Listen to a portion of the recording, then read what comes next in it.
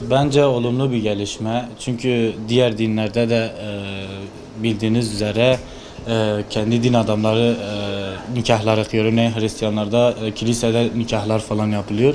Bizim dinimizde olması çok güzel bir şey bence. Ben destekliyorum bu şey. En azından müftüler daha bilinçli. Hani dinimizi biliyorlar en azından. Bir de bizim hani dinimizde önemli bir yerleri var. Onun için halk nezdinde güzel bir olay yani bu. Güzel alınmış bir karar.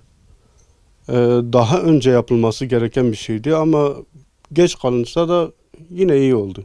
Bu bazı kesimler tarafından hoş karşılanmayabilir ama bizim için daha iyi bir şey. Bizim dinimize daha yatkın. Bizim imamların olması daha güzel bir şey olur. Türkiye nüfusu Müslüman bir nüfus.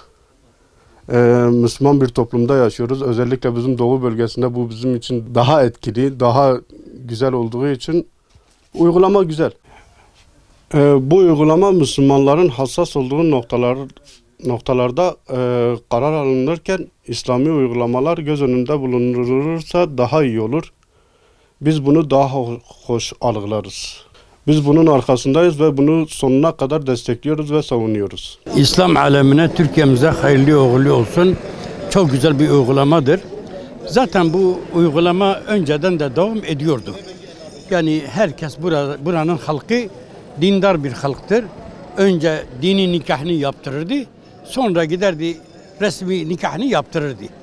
Bu eskiden beri böyle devam ediyor. Fakat şimdi resmilik kazandı. Bundan memnunuz. Valla bununla ilgili bence doğal bir şeydir, normal bir şeydir. Ben olumlu olarak görüyorum yani bir vatandaş olarak. Müftülük nikahla ilgili gelişmeleri olumlu görüyorum yani. Hatta geç kalınmış bir karar olduğunu düşünüyorum. Tabii yani bununla ilgili yani söyleyecek fazla şey yok. Yani isteyen istediği yerde de nikahını kıyabilir. Belediye isteyen belediye gider. Efendim başka yerde isteyen başka yerde yapabilir yani. Bu insanların tercihine karışılmamalı.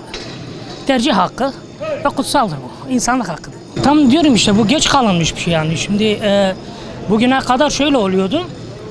Belediyelerde resmi nikah kılıyordu ama yine insanlarımız yani kendi inancına göre ayrıyeten bir de hocaya, imama ya da müftülüğe gider kıydırırdı. Bu daha da iyi bir şey oldu. En azından resmi bir şey oldu. Yani resmi bir kazanç elde edildi. Yani müftünün kıymasında miskal zerre kadar ben bir hata görmüyorum. Neden? Benim gibi sıradan bir vatandaş yani belediyenin tayin ettiği bir vatandaş. Belki abdest almasını bilmiyor ama bunu kılıyorsa, bir nikahı kılıyorsa pekala müftünün kıymasında hiçbir sakınca yok. Ben insan olarak söylüyorum ve Müslüman olarak söylüyorum. Zaten kim işin erbabıysa o yapar. Nikah kime en bilgili insanı ilk önce ne? Hayat bileşiktir. Dardan, bolluktan, hastalıktan, maddi, manevi olmadığı zamanda ne yapacaklar?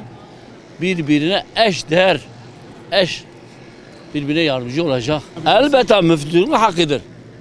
Elbette imamların hakkıdır ama imamlar da ne yapacak? Hakkıyla Kur'an'a ve sünnete uyacak.